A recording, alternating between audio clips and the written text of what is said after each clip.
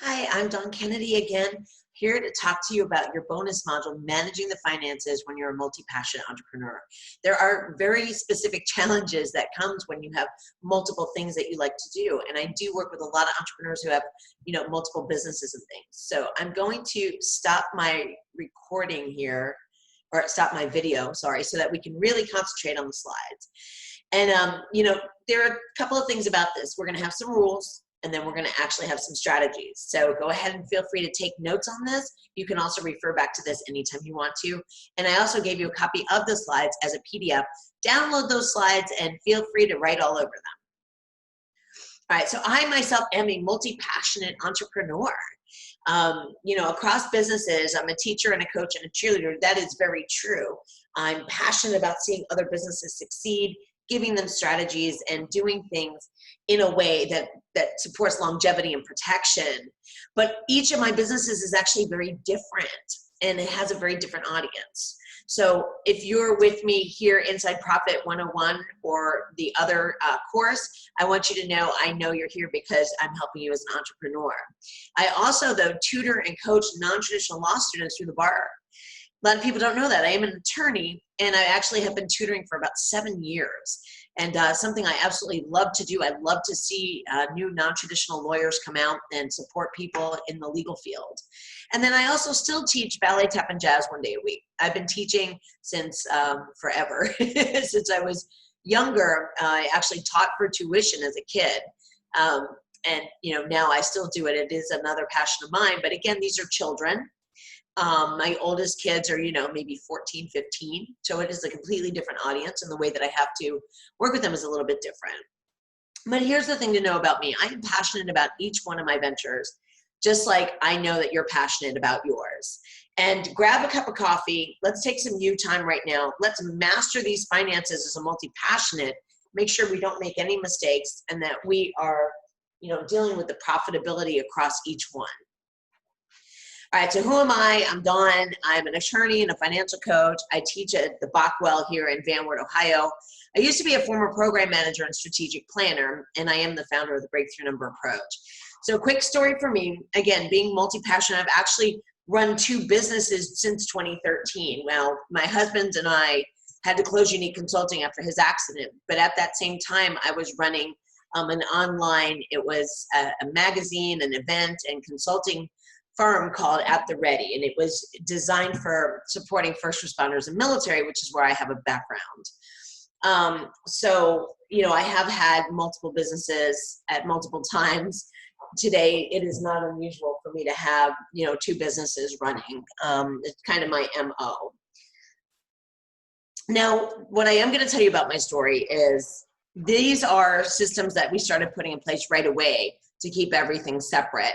And it was very easy to do when I started because I wasn't like a solopreneur, right? I had 2 different LLCs, and by having 2 separate entities, it made it easier. Now as a multi-passion, I actually am, right now a sole proprietor in both. And it's a little bit different. It's a little bit more difficult sometimes to not make mistakes, but I'm going to teach you how you do it. So we have some rules. Here they are. Number 1, every venture is different, and you have to keep everything separate. That's just rule number 1. That's too easy. So we're going to have business accounts for each one. We're going to have checkbooks for each one. We're going to have separate payment processing. And I go so far as I have Stripe for one business and actually PayPal for another business. The money is earned in different businesses. So you would have to draw paychecks from one business if you wanted to use some of those funds, to pay for another business's thing. And, that is very common where in the beginning, particularly one business is being supported in some way by the other. Perfectly fine, perfectly normal, but it doesn't just transfer over. You have to pull that, make it personal, and then go ahead and invest it. So there is no commingling. That is just rule number 1. Everything is different. And rule number 2, everything is tracked differently. So expenses are different. They're tracked differently for each venture. One venture may be more of a service-based thing. One venture may be a product. They're going to have 2 different profit lines. They're going to have 2 different ways of doing business. You're going to have different folders. You're going to have everything different. So you're going to want to track them separately. If you use my calendar method of tracking, print 2 of them. Please make sure that you have 2 separate ones. Use the separate you know, templates. You can use a spreadsheet for one and writing for another, however you want to do this. But you want to make sure that you're keeping them separate because you want to pay what to do on each business from the right account. Okay, one benefit of PayPal for me is for that particular business, I can send money directly from that account to pay certain expenses. So that there, it can pay direct through. And I can choose to send that money. It's almost like authorizing an ACH. You know, Stripe, not so much because they disperse it straight into my checking account. But PayPal will kind of work as a wallet and hold some money there for you. Not picking one over the other, they both have their place, but that is a benefit of PayPal. And rule number 3, taxes are separate. You have to pay taxes on each one of these ventures separately. If you're a sole proprietor, you're gonna have one EIN though for both. So they're just gonna use one number and you can use your operating or your social security number also. You can make a single tax deposit to cover all of your taxes, but you have to keep withholding separate in your tracking. So for example, if you owe $150 on one business and you owe $200 on the other business, you can make a single deposit online for $350, but you're going to withhold on paper separately because each business gets its own Schedule C in the United States. All right, as a sole proprietor. If you are in the UK or somewhere else, each business is considered separate. If you're an LLC or a limited, you absolutely have to do your own taxes, but let your accountant do the K-1s. Let your accountants do those filings for your entity. Make sure though you're doing your personal taxes and you're withholding. You don't want to be caught at the end of the year with a large tax bill. So make sure they're separate. All right, that's it. 3 rules. Too easy. Now we're diving into strategies. Have a breakthrough number for each. So I can't stress this enough that when you have your B number for each one separately and a written spending plan for each one separately, you know exactly what you need to bring in for each one separately. I'm going to say it again, and you know this slide looks a little funny, but I want you to read it. And again, you know your breakthrough numbers, have a plan for your money. If you do that in each business, then each one becomes very easy to manage. You know what you need to make, you know what you need to pay, you know where all your money is going. All right, you are not going to need to calculate your breakthrough number through the workbook here because guess what? You are in either Profit 101 or one of the other courses, and that's just a step that we take. But I do want you to know that you have got to have these separated, all right? Color coding. So this is something that I started right away, and it really has helped everything. I keep different colored folders for each business. So one's blue, one's green. There we go. I've marked the receipts as I have them, and they go in the correct folder.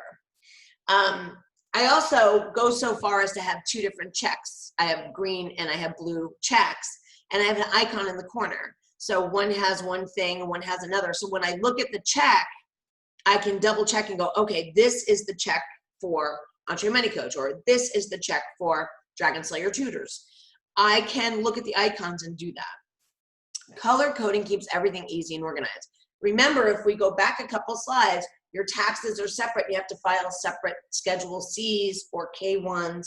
And if you have everything organized and in its colored folder, you're not going to make a mistake. You're not going to deduct a an expense from one business that actually belongs to the other one.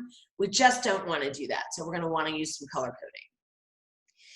All right, so this is my favorite thing to do when it comes to accounting and taxes. I actually delegate. So if you're not good at it, if you don't like to do it, if it's not in your zone of genius, get a virtual assistant or a bookkeeper or an accountant, okay? Even though my business accounting is very straightforward, it takes less than 3 hours a month, and I only manage the income and the planning. I do not do the actual bookkeeping and the expense tracking. I put them in the colored folders and I hand them over. It takes less than 3 hours, and somebody else does it for me. And that's for the businesses. That is not just 3 hours a month for one of them. I do all of the tracking that I've taught you. I do all of the managing of the income and all of the planning. But please, if you're not good at it, delegate it out. Let somebody else keep the books in each of your business. And based on the number of hours, hire a VA or somebody to do that for you. It can be very reasonable. Now, particularly if you have payroll in one of those businesses, make sure that you have somebody helping you do that. You want to keep these things, again, violently separated. I just don't have a better way to say it. I can't stress enough that it needs to be separate. And then again, always have a plan for your money. So I have a plan for EntreMoney Coach's money. I have a plan for Dragon Slayer Tutors money. That's my other business. There's always a plan. Don't let your money run off and spend itself. Take the time to sit down and plan for each business every month. It really only takes about 30 minutes. You can make this very simple and straightforward, but know what each business's income is for. So if you have one business that you're trying to grow and you're going to use for ads and things, let that business income, be for those purposes. If you're taking a paycheck from just one business and the other business right now you're using for growth, make sure that you have that written somewhere what the income is for. Your money needs to have a purpose. You will make it when you have a purpose. You can't let it run off and spend itself. That's the one thing I can tell you. If you take a salary from one business with the intent to grow with the other one, please write yourself a paycheck. No commingling. Do not transfer money from one business account to the other business account. It just doesn't work, and it makes a nightmare mess when it comes to taxes. So take that interim step and make sure that you're taking the money personally, and then you can make a personal investment in your business. There's absolutely nothing wrong with that. If you have any questions at all about anything related to this, just email me at any time at assist@entremoneycoach.com, and we will definitely get back to you and answer your question. Thank you so much for joining me. It's been a pleasure, of course, talking to you. And if these work for you and you start color coding and doing those things, drop me a line. Tell me how they're working for you. Tell me, if you've made some modifications so I can share it with my audience to help other multi-passionate entrepreneurs take control and manage their finances. Take care.